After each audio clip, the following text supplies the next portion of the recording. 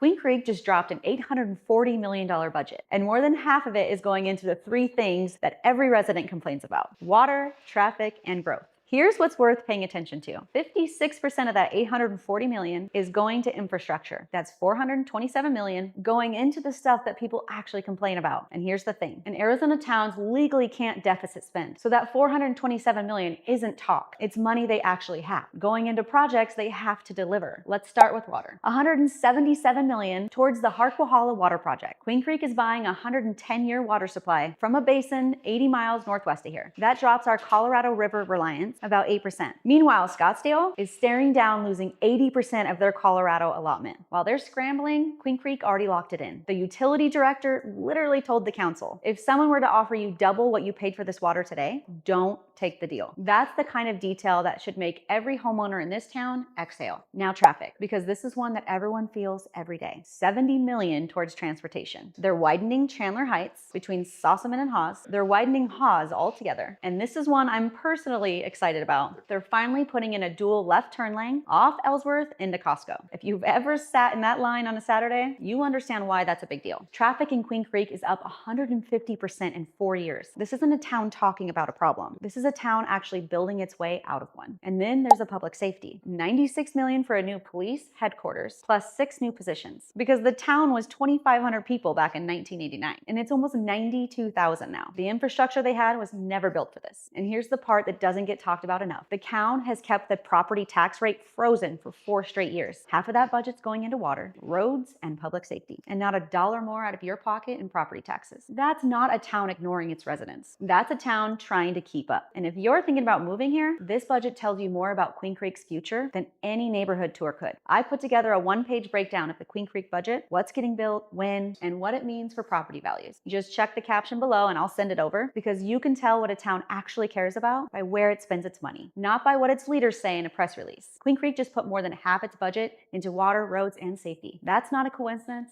That's a town that's listening.